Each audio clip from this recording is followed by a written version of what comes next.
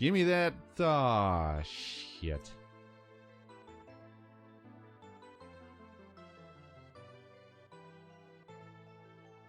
Beatrix, thank you for 109 months. I appreciate it.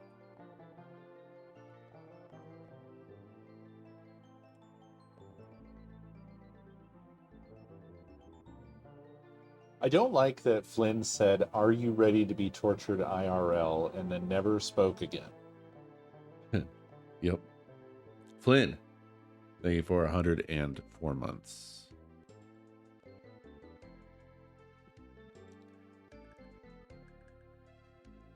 Chesney, it's very funny to say you were falling asleep to the music when the music has been available to you for less than 2 minutes at the time.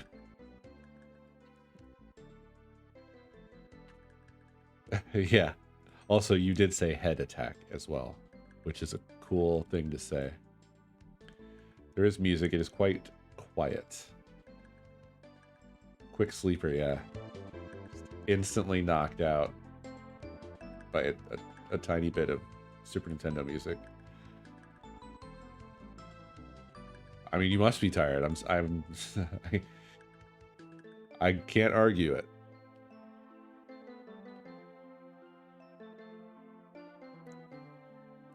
Do you hear the music more now? I turned it up a little. Just a little.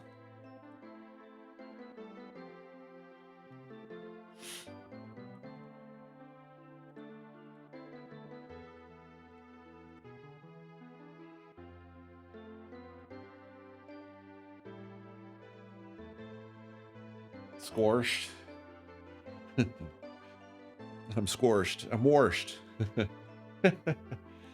Taking all of the latest. Man, we got to delete that one. Craig, please delete all good screams from my alerts, please. Please and thank you. If thank you for the biddies.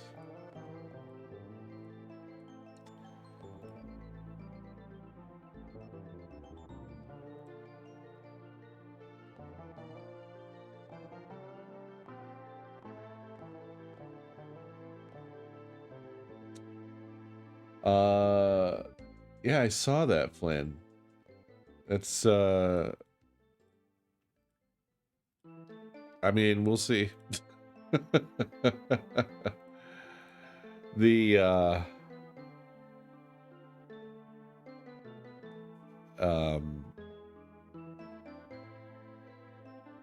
don't know, the history of Konami's handling of the various ports of the various entries in Metal Gear Solid have been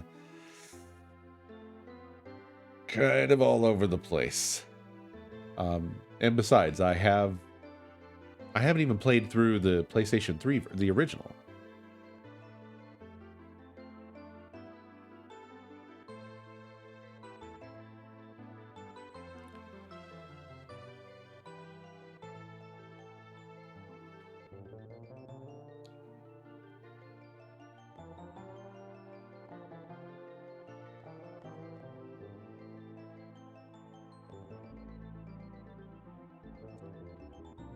Hey, welcome to the party, Delta. I'm sorry your root directory is already full. I don't know what happened. Don't split root and home. Really?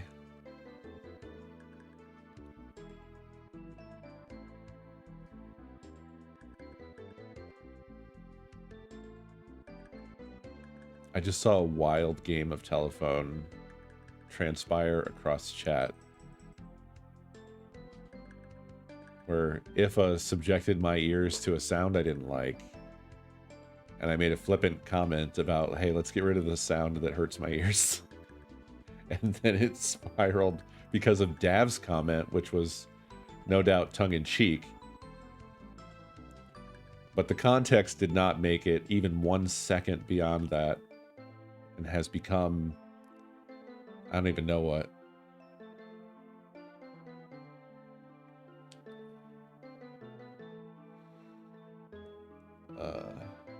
I mean, I think splitting root and home is a pretty typical paradigm, but it's probably better if you know what you're doing going in, so you know about how much space you're going to need here and there and everywhere. Yeah, IFA's basically saying the same thing. Yeah. I was about to say it's not that difficult to fix, but then I realized, like, if we're talking to people brand new to all this, then yes it is.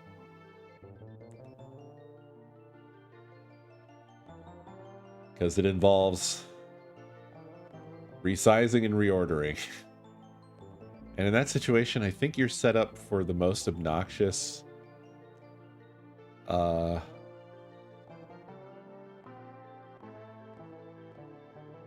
puzzle to solve. Am I right?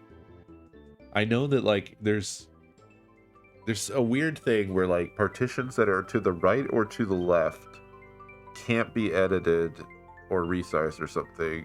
You have to do it in this weird... I don't remember. It's been a little while since I've done it. I'm sure somebody knows what I'm talking about. Ah, yes. Yeah, you can resize to the right, but you cannot resize to the left. And, I mean, not without doing a bunch of stupid bullshit.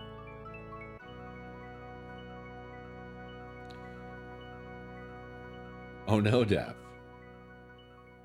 That is even less fun to fix.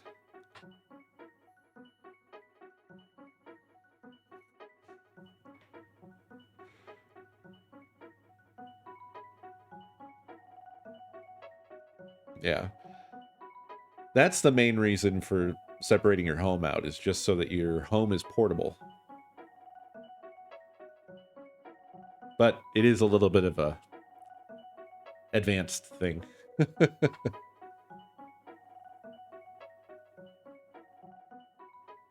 Yeah. No, I mean, that's everything, right, BFA? I have so many things that I want to do. My new little bugbear is that I want to organize my podcasting situation better. And I kind of felt like I had for a second, because I am migrating them away from Apple, where I kind of had them all. And Apple sucks. It's just... First of all, the Apple Podcast app sucks ass. But Apple does have a subscription platform for premium podcast stuff, which I was using. And that's sort of nice, except for when you do it Apple style, it's completely locked within their walled garden. Versus the way better paradigm of the way a lot of podcasts on Patreon works, which is that they provide you the premium RSS feed, which is great, because then you can use that wherever you want to use that. And so on Android, I have an app called AntennaPod, and I've migrated the majority of my podcast world into that. There is one that I care about that, unfortunately, their premium podcasting is seemingly contractually trapped within Apple, which sucks ass and dick. So I don't know what I'm going to do about that. I guess listen to ads, which sucks. But then after I did that, I was like, well, wait, couldn't I? There's got to be like a self-host solution. Like, what else does AntennaPod have? And so I looked into AntennaPod. Nothing. They are only an Android app. However, there are full solutions, a number of which look quite attractive. Like, for instance, Audio Bookshelf might be really great, because I can self-host that. I think I can plug the podcast into it, and then it has apps for everything. Desktop, all platforms, mobile, all platforms. So that seems like it would be a more flexible solution. Can you steal it? I'm not sure. I feel like podcasts are less stealable in a weird way, Beer, because of the fact that basically the way piracy works is it's a matter of convenience versus cost, right? If something is costly and inconvenient, then you're probably going to want to pirate it. But if it works out that the convenience is so great, even though it's costly, maybe you won't pirate it, etc. Blah, blah, blah. And podcasts are pretty fucking convenient and cheap. So people they're not really going out of their way to, like, rip podcasts and extract the ads from or cut the ads out of them or whatever. Like, it just doesn't really, I don't think it exists. There may be a sponsor block for podcasts, but I've not looked into it. You could technically cobble something like that together because there are apps that turn YouTube videos into audio podcasts, and there are apps that sponsor block YouTube. Maybe 1 + 2 = 3 there. So you could probably build yourself a little pipeline to do it. But I actually want to support the podcasts that I like. So I wish I could pay them. I wish that they just had a premium RSS feed for their podcast, like a majority of podcasts do. They do not. So it's just an unfortunate reality there. But nevertheless, I love fucking around with all this stuff. I just wish I had more time to do it. I wish I didn't have a job that was definitely stealing years off of the end of my life. Basically, what's happening is that I have 2 tight timeline projects going on, and they are passing the brain cell back and forth. And I keep trying to get, like, one of them completely locked in, but then the other one will pipe up and be like, we need you to look at this, we need you to look at that, and I'll switch over to them, and back and forth and back and forth. And I feel like today at least, I feel like I'm losing my mind.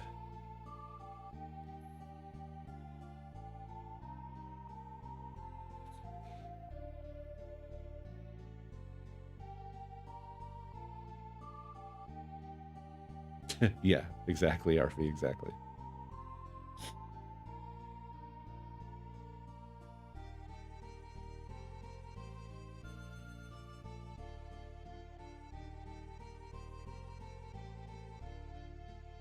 I think I probably answered your question in the course of my ramble, BFA, probably.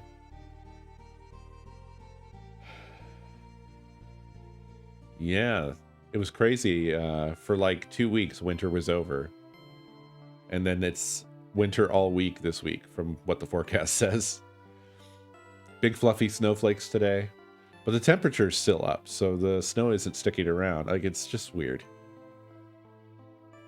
I feel like the end of winter is always a weird stuttering thing now.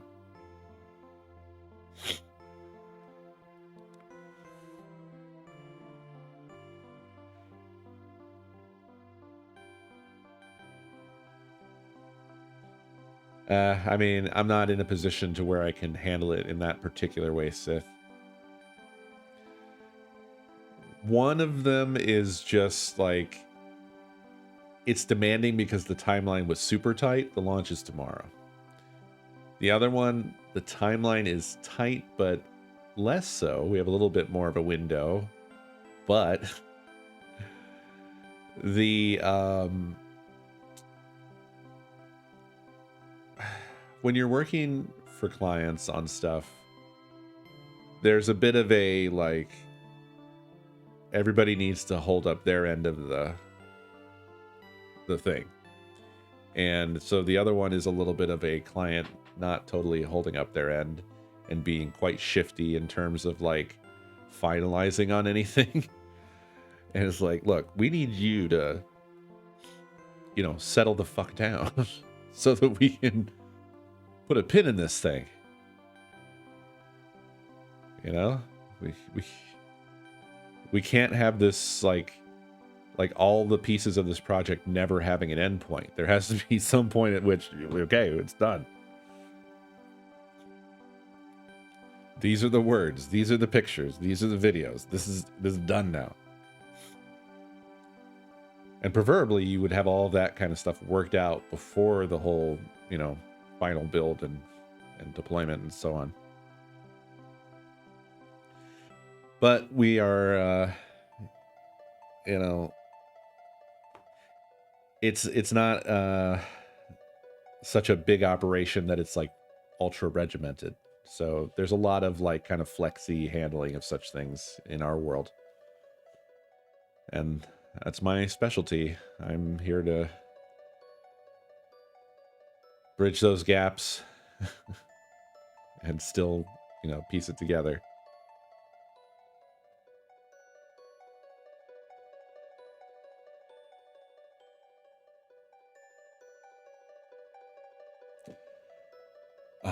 But yeah, I definitely feel like Garbo.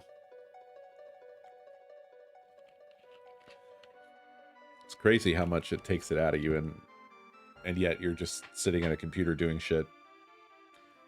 I actually also profoundly feel the drain of my social battery when I have to do meetings with the clients, and like it's not like they're bad experiences. Everybody likes me.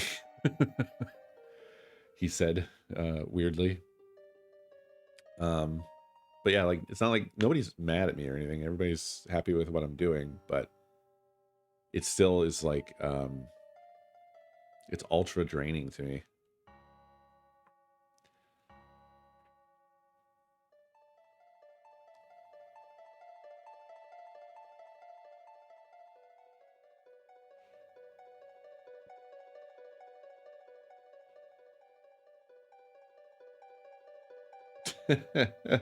I saw this somewhere, Dav. Was that posted in Memers?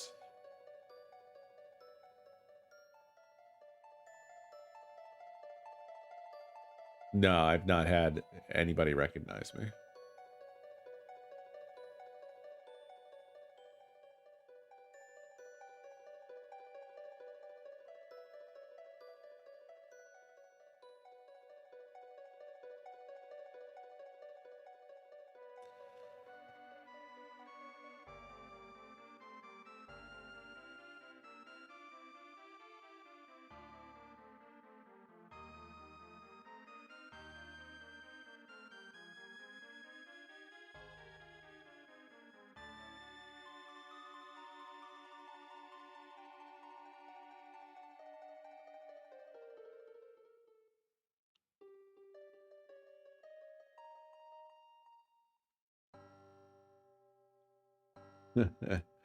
Nah, hardly anybody's ever heard of me.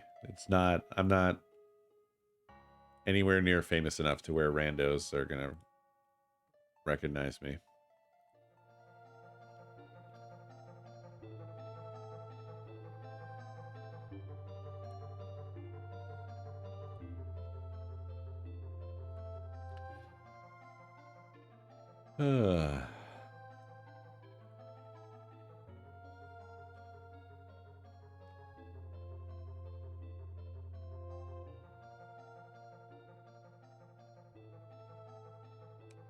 This is apropos of nothing.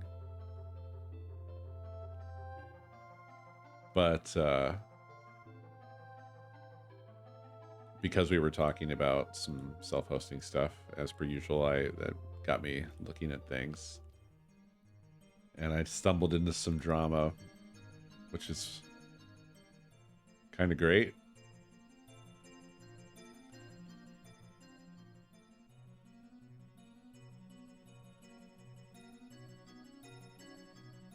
It's weird.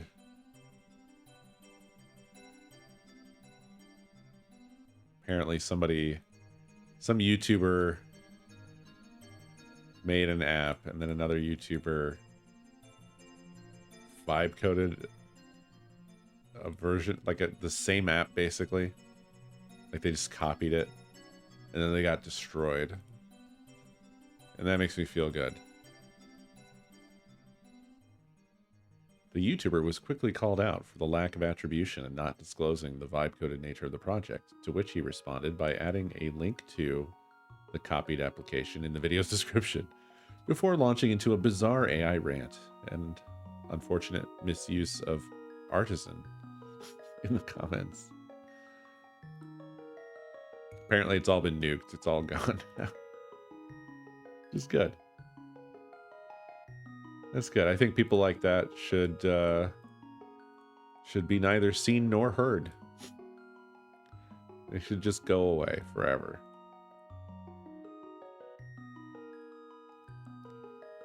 In fact, I think from now on, whenever I make anything, I'm going to make it more slowly.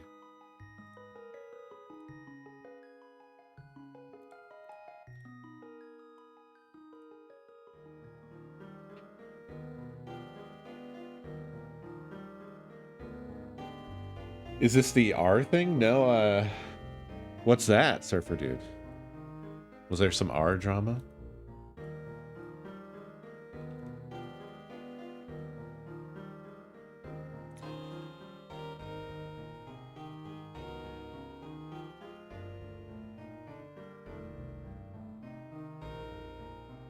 The thing I was talking about was around an app called Rack Peak,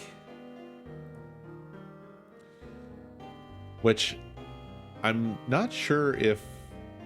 I feel like I had seen something that let you build a visual sort of diagram of a rack, but then I saw that the author said that they fucking vibe coded it together.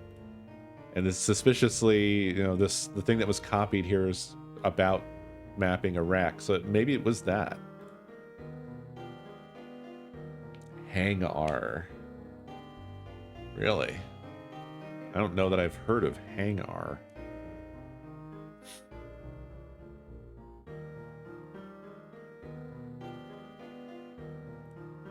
Boy, searching for that really does not bring it up. Every search engine is like, you definitely didn't mean to put that extra R on the end there.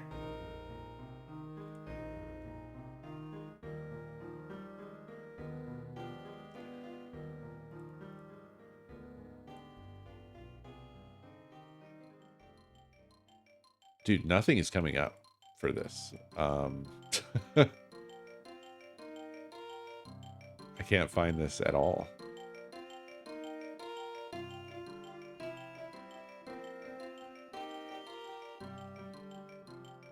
Huntar.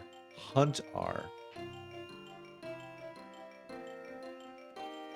I mean, it doesn't surprise me at all that there's similar bullshit happening in parallel.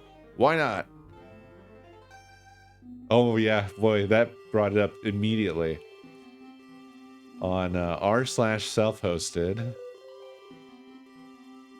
Let's get into this. Huntar. Your passwords and your entire R-Stack's API keys are exposed to anyone on your network, or worse, the internet.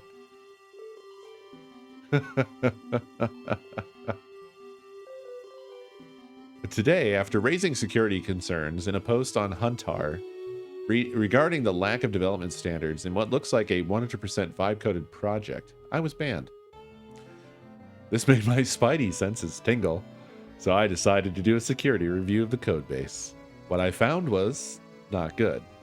TLDR, if you have Huntar exposed on your stack, anyone can pull your API keys for Sonar, Radar, Prowlar, and every other connected app without logging in, gaining full control over your media stack.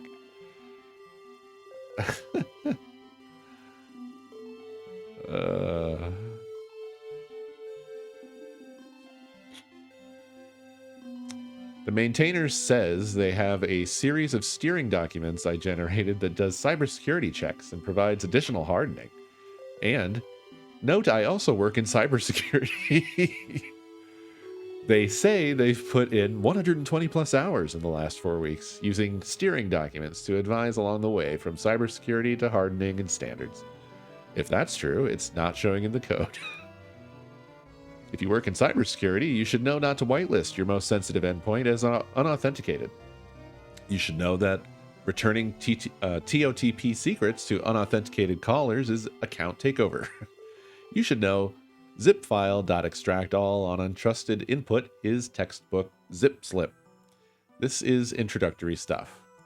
The cybersecurity steering documents aren't catching what a basic security scan flags in seconds. Look at the commit history. Dozens of commits with messages like update, update, patch, change, bug patch. Hundreds of changed files in commits separated by a few minutes. No PR process, no code review, no second pair of eyes, just raw trunk-based development where 50 features get pushed in a day with zero review. Normal open source projects are slower for a reason. Multiple people look at changes before they go in. Huntar has none of that. When called out on this, maintainers said, budget constraints. With a limited budget, this is a quote, you can only go so far unless you want to spend $1,000 plus. I allot $40 a month in the heaviest of tasks. End quote. That's just not true. You can use AI-assisted development 8 hours a day for $20 a month. The real problem isn't the budget. It's that the maintainer doesn't understand the security architecture they're building and doesn't understand the tools they're using to build it. You can't guide an AI to implement auth if you don't recognize what's wrong when it doesn't. They also censor security reports and ban people who raise concerns. A user posted security concerns on r/huntar, and it was removed by the moderator. The maintainer controls the subreddit.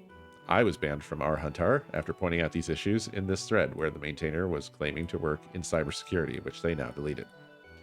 One more thing, the project's README has a, quote, support, building my daughter's future, unquote, section soliciting donations. That's a red flag for me. You're asking people to fund your development while shipping code with 21 unpatched security vulnerabilities, no code review process, and banning people who point out the problems while doing an appeal to emotion about your daughter. If you need money, that's fine, but you should be transparent about what you're spending it on, and you should be shipping code that doesn't put your users at risk. Well, I mean, he's transparent. He's spending it on his daughter.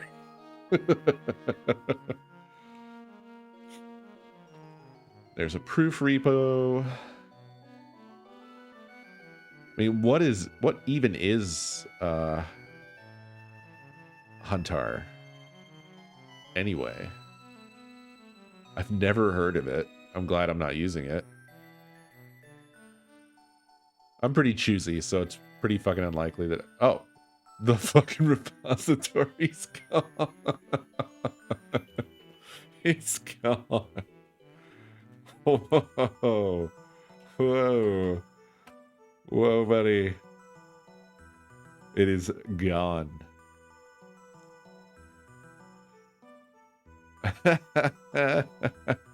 Wow. Wowee.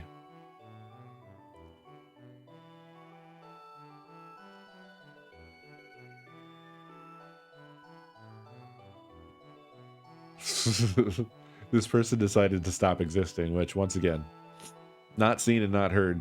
Fine by me.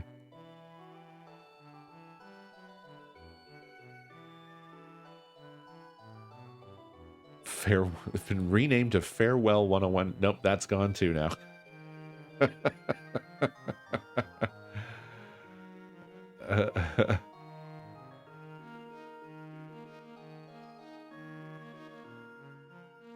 They deleted their GitHub account. No, it was renamed. I can't even... Oh, that's gone too. I can't even see what this was.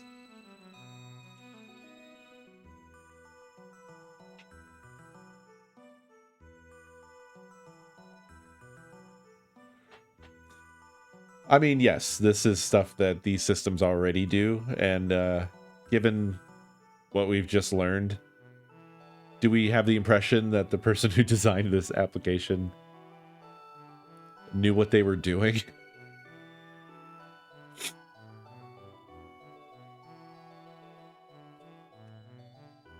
I mean, it's not that hard. The apps already do that. So what exactly would it be doing?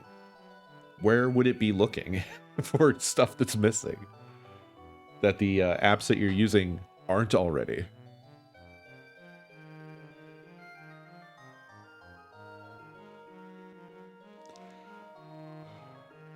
Crazy, dude. Oh, good. Chase these AI dickheads off the internet, please. Send these shitheads to hell. Huntar 2 is the top comment on this thread.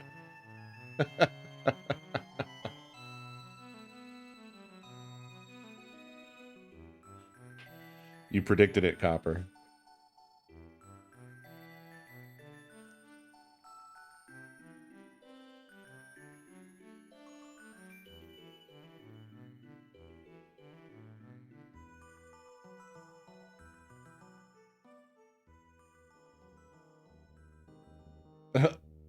You know, I have my eyes uncensor automatically. The next comment, BFA, is all I see are, and then someone, they put 7 stars.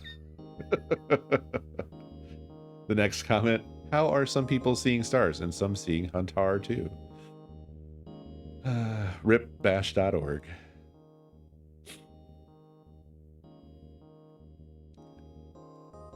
Yes, this was much juicier drama.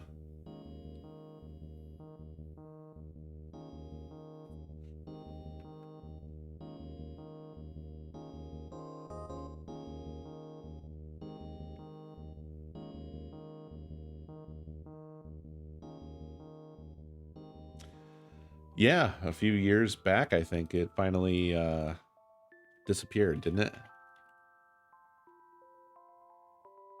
There's nothing. I went to bash.org. There's nothing there. Yeah, I figured there was archives, but the original site is toast. Has been for a while.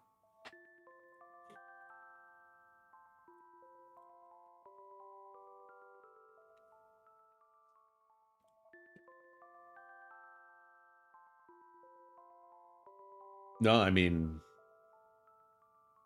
yeah, it was definitely similar. You didn't really distract me from anything. I wasn't doing much.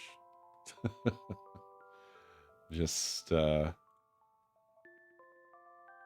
had just stumbled upon the thing that I was talking about. And it's the story you brought up, much juicier.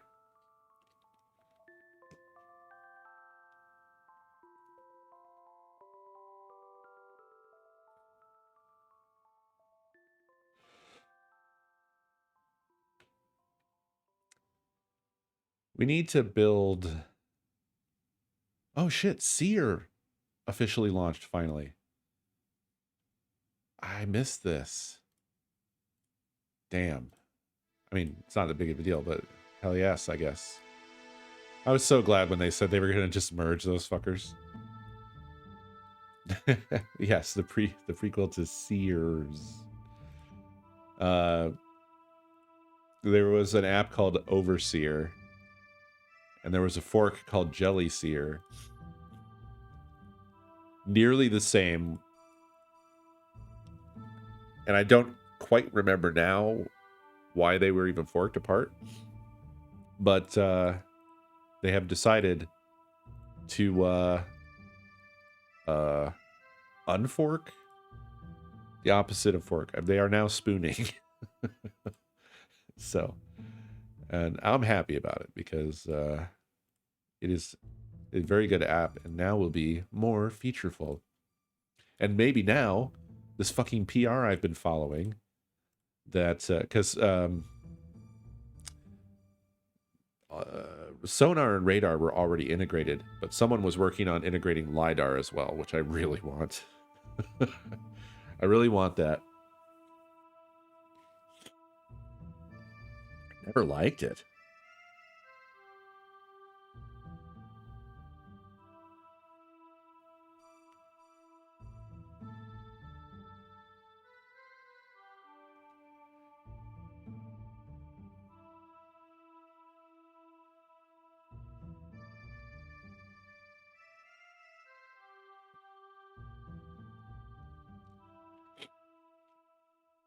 I'm curious as to why. It's fine. I mean, you don't have to like it. But I feel like it's such a it's a nice piece of software. What I like about it is for discovery. Because I don't have any other sources of like discovering stuff other than like people, you know, stumbling upon people shooting the shit about some current show or something like that. Ombi. I will look at any app and potentially install it, even if I already have a thing. Ombi, Media Request System.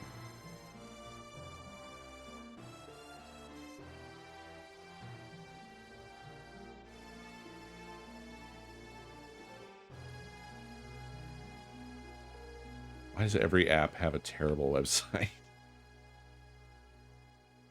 Everything is like these single pages that don't tell you fucking shit. They mainly just want you to install it. Well, I want to know what it looks like. I want to know what its features are.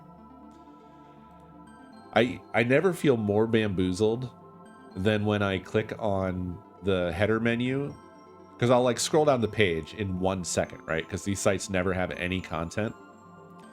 And then I'll be like, oh, there's a link in the header. It says features, great. And then it fucking scrolls me back to the like 3 features they decided to put on their homepage. It makes me feel murderous, I would say.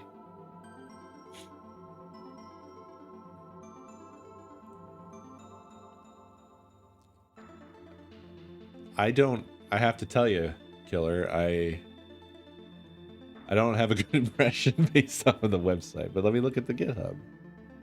There we go. There's a screenshot. Why only on the GitHub? Why isn't there a fucking screenshot of your fucking webpage?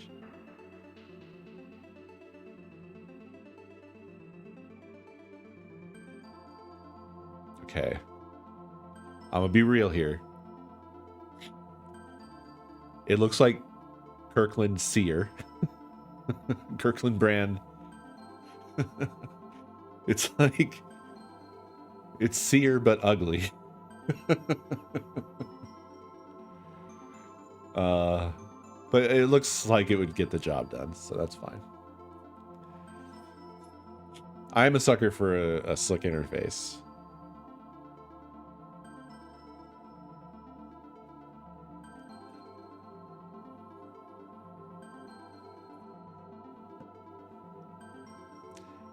In the screenshot, there are 2 donate links on the left side. I really need money. Not a lot of info on their GitHub, even. It does support more services, which is cool. Sonar, radar, lidar, couch potato.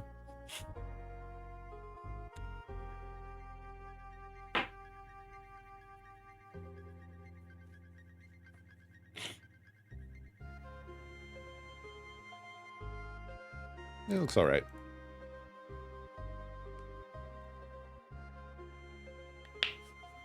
Well, one of them had a red icon, Copper, and one had a white icon. So maybe the red one is the one that steals your info. No, I was not really making a strong comment about Kirkland. I was using Kirkland as a stand-in to say, like, you know, generic, knockoff brand, you know. That's all. I have no strong feelings about it. In fact, I probably would get the Kirkland brands and stuff. So if anything, it's kind of a compliment in a way.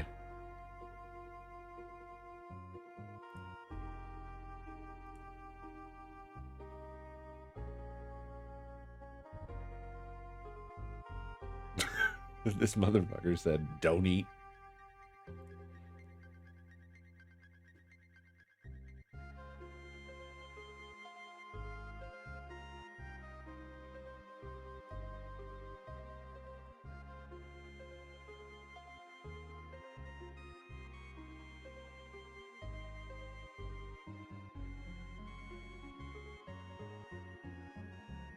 Well, nevertheless, I'm gonna have to migrate over to Sear. Oh yeah. Oh my god, yeah. The LiDAR was down for so long. It's crazy how fucked the like metadata ecosystem is for everything, by the way. Not just that, but that was bad. That was ultra bad. I thought maybe because that's what killed Redar as well. Redar dead. They just decided to throw in the fucking towel because they got sick of trying to resolve the, you know, the metadata bullshit stuff. But I mean, it's a problem across the board with everything, right? Obviously less of a problem in the TV and movies space, but still a problem. Like, how often do you fucking run into like a show decided to have like a double length episode at the start of the season or something, and now your shit is fucked. Good luck. Who knows which database you should use that's gonna fucking align, and does it align with both your like sonar and your media player? Or are they different? Because if they're different, get fucked. Ugh. And it seems like the people that do the databases are so fucking opinionated too. I feel like they're the enemy of the people. That's how I feel about them now. The people who maintain the media databases are the enemy of the people.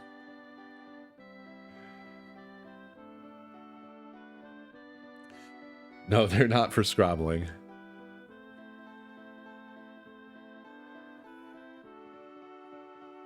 Yeah, every single one of these is a world of shit. It's amazing any of this stuff works at all.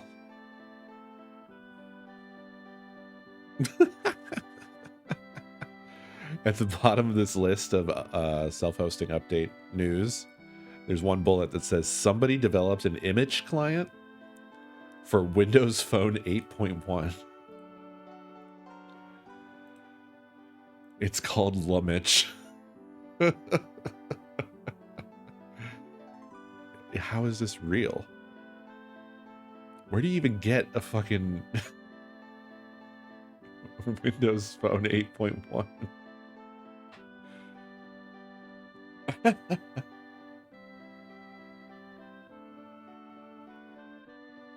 Oh my god.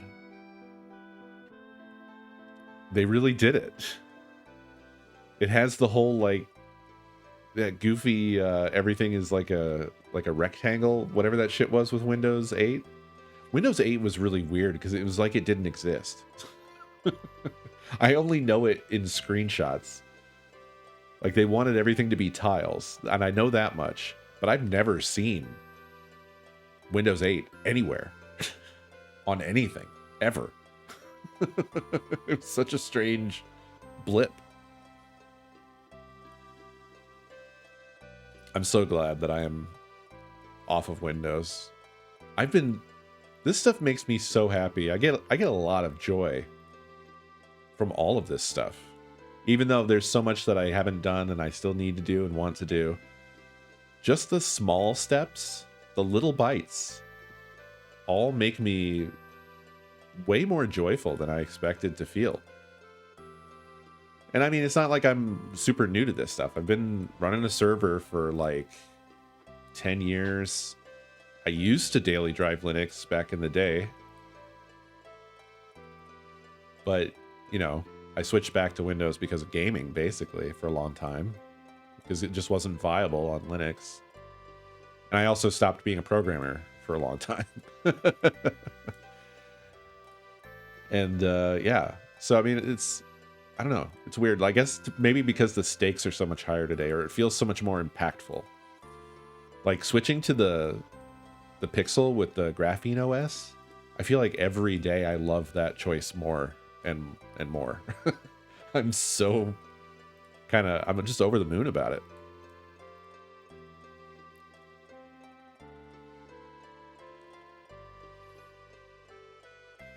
That's crazy, Dav.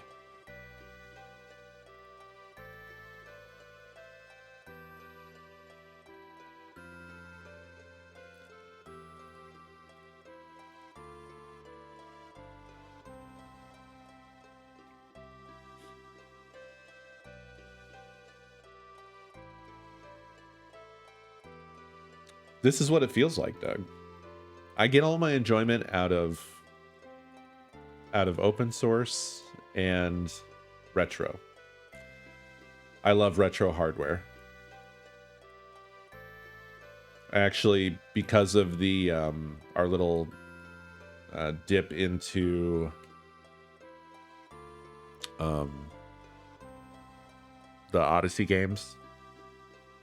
I forgot the fucking name of them. Etrian. That made me dig out my 3DS just so I could fuck around with Mystery Dungeon.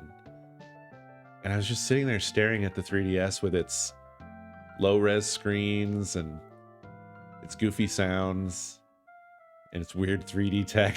I was just like, man, let's just go back. Let's go back to this stuff. This is great.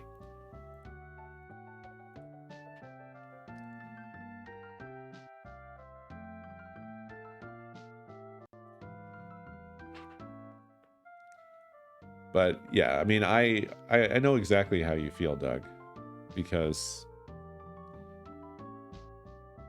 I've been basically anti-tech bro ever since the rise of the tech bro. It was weird, you know. It was kind of like, at first I was like, I thought of myself as part of the tech enthusiast world, but it slowly started to like deform around me. And people that I thought like were similar to me, I realized were way different from me than way more different from me than I realized. Ein Thor? I don't know what that is, Valencia. I don't know what you're saying. I almost thought you were writing Ayn Rand.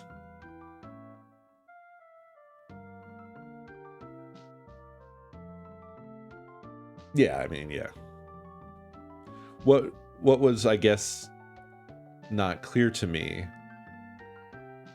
was how much the people around me were kind of swaying to the beat of the capitalist drum more than I, you know, like a lot of people just do that passively without really thinking about it because they're trying to make money and trying to survive. But that's different from like marching directly past various ethical checkpoints, you know, blithely blasting through all those gates that are quite obvious, strictly for the potential payout, I guess. That was when I was realizing, like, they not like me, or I not like them.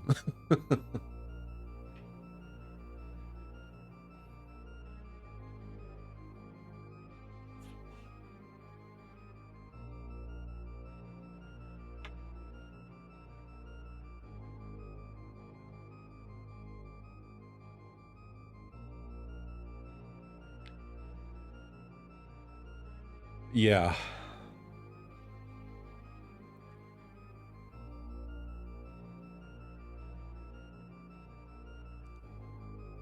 It definitely...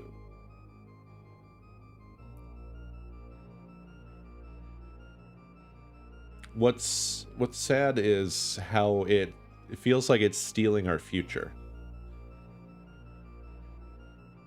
I don't like how I'm on a daily basis confronted with the thought of, like, how much longer will we be able to share creatively with each other online? Because I don't really want to make anything and then put it anywhere online. Why would you? It's going to be instantaneously slurped up into somebody's fucking AI shit machine. Instantly stolen because we've just ceded this to them without fighting back. And when you bring it up, people just say, oh, well, they already did it and there's nothing we can do about it, so you should shut up forever. You should stop caring about this. But I kind of want everybody to care about it. I want everybody to care about it so much that we start doing something about it. Like, let's build things that make AI not work anymore. The bad AI. I always feel like I should clarify there are good uses of machine learning that aren't destroying ecosystems and neighborhoods and jobs and lives and etc. and so forth. And those good uses don't require infinite data centers because they aren't following basically this religion that this weird little cluster of freaks came up with that, like, basically the whole deal with all of the way that all of this has gone is that, like, it was thought that if you increase the size of the models, that the performance of a language model wouldn't get better, but it did. And so that was basically it. Ever since then, they've been like, we need to just keep increasing the size of it. It'll just keep getting better and better. The thing is that they've passed the point of that's not true anymore. It's all diminishing returns. But the money machine has been built. And you can't turn it off now without the collapse of the United States. So that's where we are. And so everything from here on is just a weird bullshit shell game that is going to do immeasurable damage.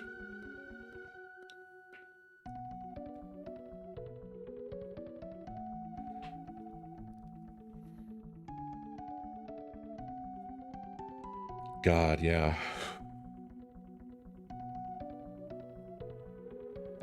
Well, it's stranger than that even, BFA, because there's this fucked up. A lot of these the guys at the top of this shit, you know, Zuckerberg, Altman, Thiel, Andreessen, etc. They have almost like a little religion to themselves. They're all a little bit fucked up, and they're all different from each other. None of them are exactly the same, but they have a lot of, like, there's all these effective altruists. Like, that's a huge infection throughout the sort of elite tech cult people. And effective altruism is essentially the idea that I should have all of the money now so that I can do the things that I'm doing because the benefits for humanity will be so great. So rather than altruism, now, their argument is everyone else suffering around me is justified because the things that I'm doing are going to have such massive beneficial outcomes. But the thing is that you don't know that, number one. Number two, you can't justify the suffering of everyone around you like that. Even if you do reap some incredible benefits for people in the future, it's a trolley problem malfunction in their brain. The way they see it is, I have to let the trolley kill everyone in front of me because the destination of my trolley is like infinite money or whatever. Like, you'll see some of these fucks have made this case that, like, well, we have to do everything we can to do AI because what's going to happen is that everyone will be rich. What do you mean everyone will be rich? That doesn't make any fucking sense. Also, there's no evidence whatsoever that that's the outcome of anything like this. That hasn't happened whenever there's been any sort of massive, like, leap in technology or something like that. The people who own things reap all the benefits of those sorts of leaps forward, not the people. And I think under the covers, really what these people imagine is that, and they don't say, but I think they expect most people to just die. I really think that that's what they are not saying, because a lot of these people also believe the overpopulation stuff and probably are just unspoken eugenicists. Like, I think it's kind of like all of those old ideologies that people kind of assumed were dead and gone have actually just mutated and been like folded in a way that's like almost, it's almost, you have to like discern it through the subtleties. You know what I mean? Like, what are their actions? What are they not saying?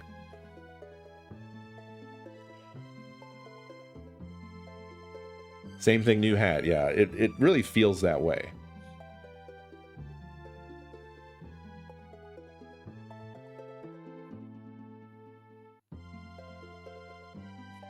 Oh yeah, Dark Enlightenment, the whole Curtis Yarvin Mencius mold bug thing that I often refer to, because that was the brain destroying thing that happened to Peter Thiel. But I mean, I think Peter Thiel was always probably always a demon. I don't think you're susceptible to this stuff unless you are already a big piece of shit. These people hate us is the thing that you need to know. And you need to internalize that and believe it. They hate you and they hate me. They hate the fucking world, man. You look at the way like Peter Thiel or Elon Musk behaves, they are essentially, they're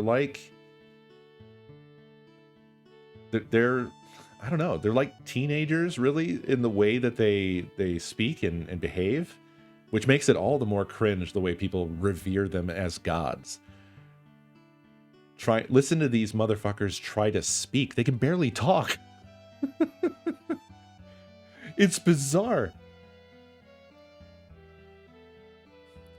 They can hardly fucking speak. They're not super geniuses. They're people who had the right amount of money at the right fucking time. And once you cross a certain money threshold, it isn't hard to make more money, really.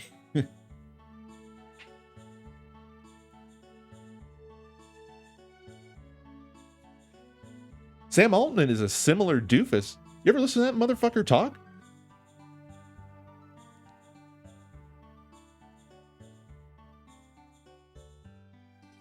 People are like, I don't know what we did or what we were doing in the schools, but like people are really easily deceived by surface level marketing stuff.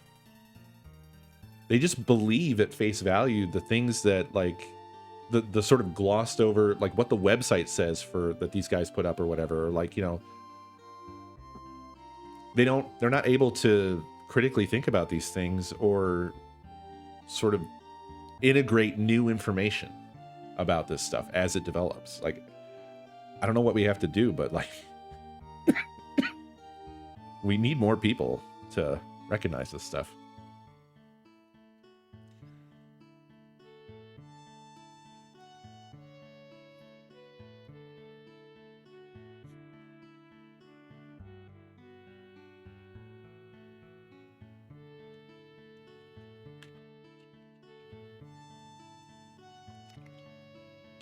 I was gonna say, Dav, I think we're wildly too late.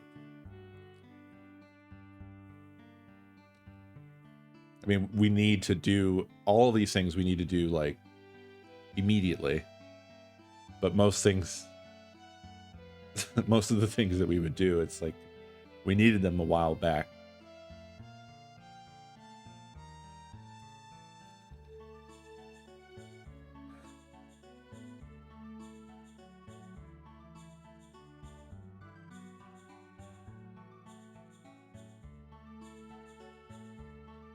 Yeah, no.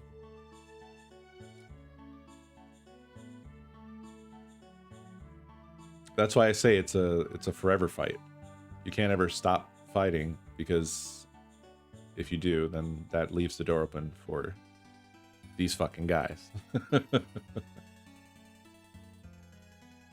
But I often end up drifting into sort of this weird space of just thinking like it's made all the more difficult by the fact that we have so many people who just willingly wander into it and don't feel any personal compunction about, you know, I've watched people who I previously respected, thought I did,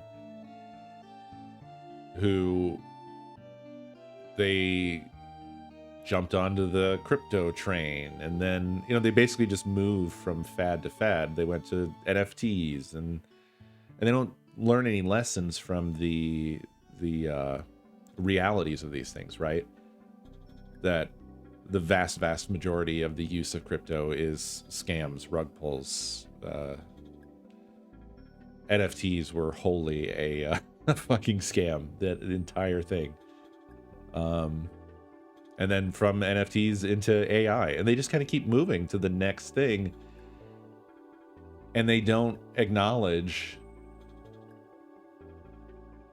how immoral and unethical these things are and have been. I've read Foundation, yeah. It's been a while. I didn't watch the show, but I read Foundation a long time back.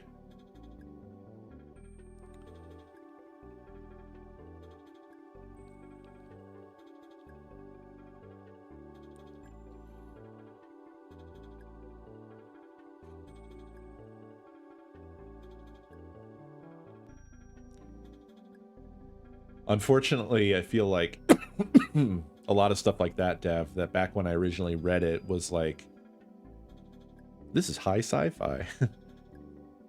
It's been slowly deforming in my mind as we have people who claim that sort of thing today, but they're all charlatans. You know?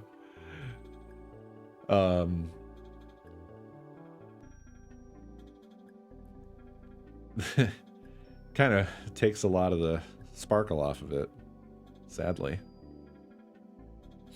Anonymous, thank you for the... I can never get in there and crank it ever again. 3 months gift sub to Killer Mallow.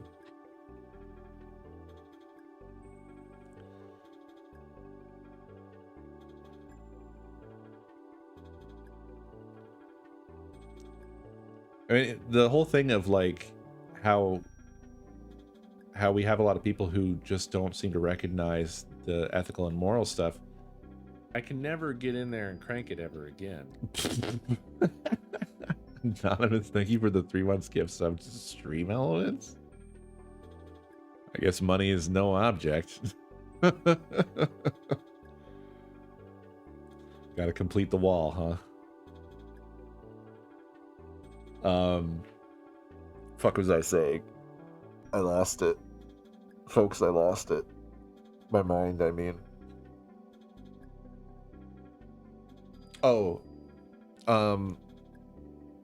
People are also extremely susceptible to the LLM. Like, I acknowledge that it is pulling off an impressive magic trick. But I also recognize that it is a trick. Its usefulness is undermined pretty much completely by the inaccuracy, the randomized inaccuracy. I can never get in there and crank it ever again. Thank you for the 3 months gift sub to Crank It Out. Cranking it out, actually. You are no matter what, you're guaranteed this unpredictable inaccuracy at all times that they can't fix. It's inherent to the way it works. And it doesn't matter how many data centers they build. It's not going to suddenly one day be AGI, because it is not. Here's how far it is on the road to AGI. 0%.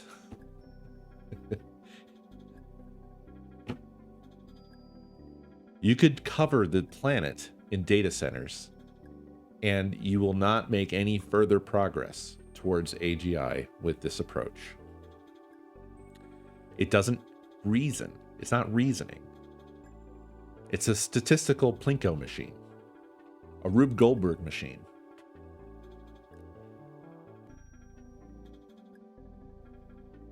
The only thing that will increase is capacity.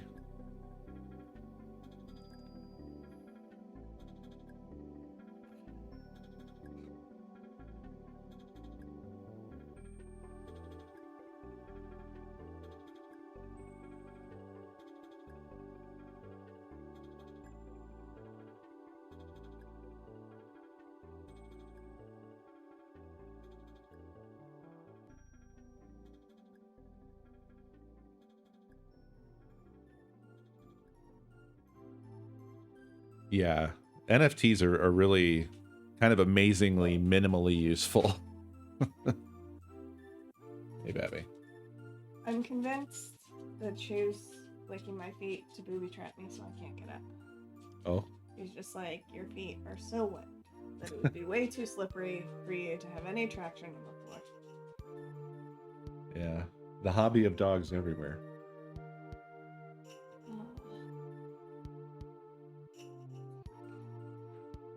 Yeah, I mean, it benefits them to claim that, right? You got to keep the infinite money rolling in.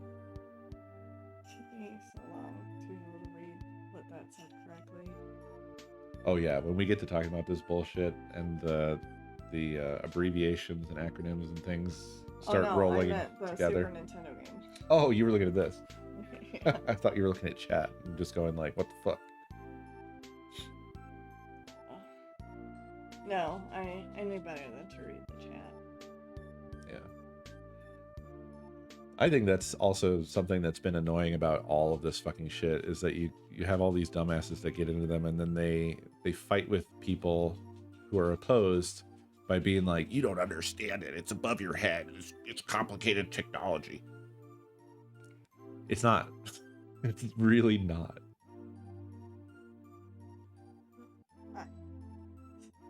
Wagging away. I'm like waiting for me. Yeah. It's like, I'm ready to escort you. His escort job is very important.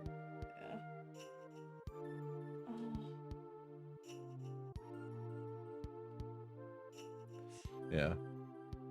All of the complexity was typically in the window dressing.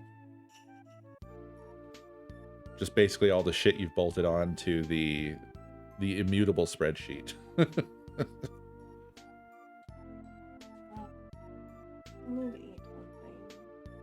Yeah. I also am hungry now. I also need to probably stop and go back to my self-imposed torture. Either that or start drafting up a long apology. One of the two. Well, I mean, if you're gonna fail at it, you might as well give that a shot and then do a short apology. Yeah, fail with style. Crash land. Don't even finish spelling, just be like SOR. And then gibberish like you passed out of your computer.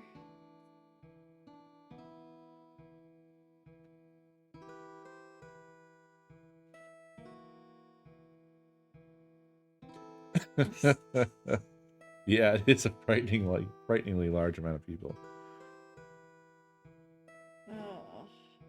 That's what's kind of scary about it, is that it is genuinely, and if you understand how it specifically works, it is genuinely a trick. It's not reasoning out these the answers that you get back. It's just it's the most statistically probable answer.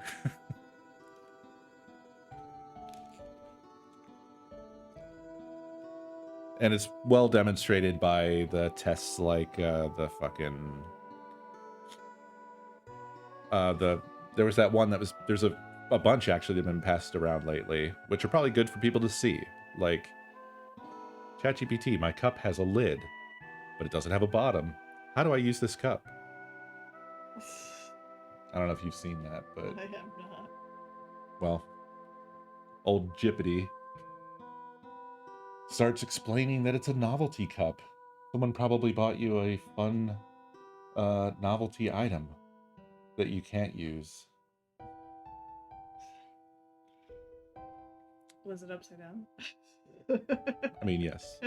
Any of us with brains can determine this instantaneously, but it just demonstrates that it doesn't have reasoning. It's just...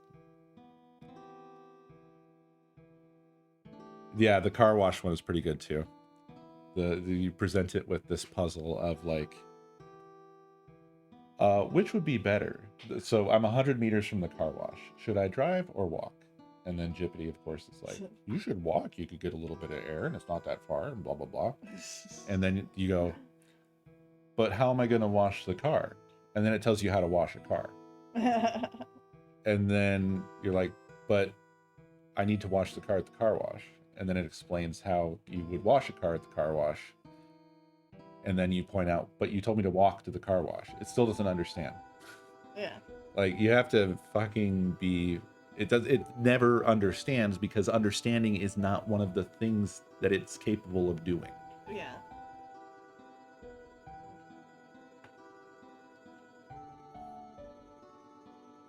Use glue to get cheese to stick better to pizza. Was that one of the that's Gemini, right? I think that was a Gemini bar. I think I have actually read of that one. Yeah, Gemini was doing those fucking sum ups at the top of Google results, and they were unhinged. I think it was telling people that arsenic was tasty. I think it's supposed to be sweet. Well, it was advising that, like, you add it to peanut butter sandwiches or something. Just all kinds of stupid shit. I mean, it's wild that these fuckers deploy this shit with stuff like this going on. Like, they can't even control the thing, because obviously it's a giant statistics machine.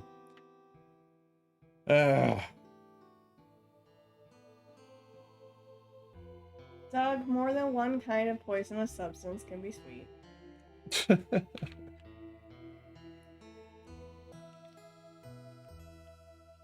Yeah, antifreeze is also Kool-Aid colored. Or used to be. I don't know if it still is. Probably. I think it's green. Is it green? Yeah. Probably. There probably is a list.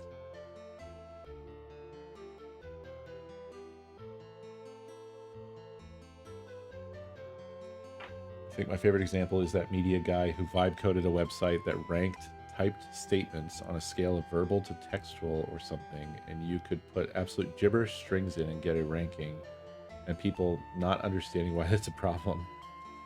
I like it as an example because it demonstrated multiple levels of the uselessness. That's interesting. I'd love to see a link to that. I like how it demonstrates also the uselessness of people sometimes. See, I knew it. It looks like Mountain Dew.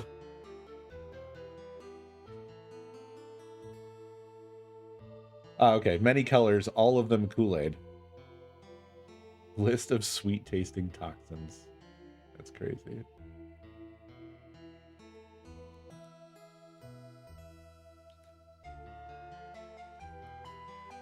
Well.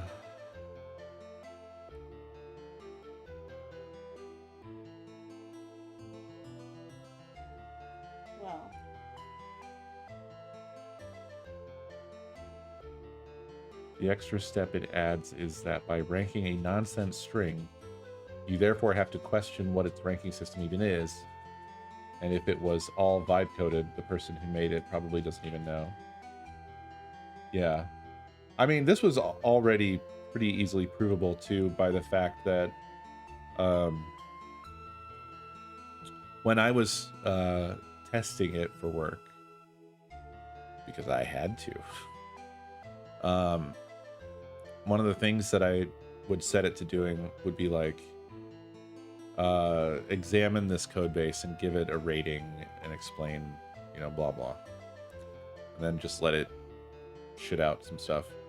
And I instantly noticed that if you did that more than once, you would never get back the same shit.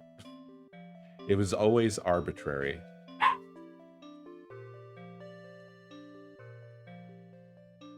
Yeah, it's different every fucking time.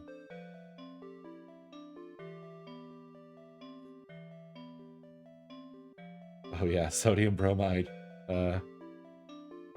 instead of table salt. Mmm.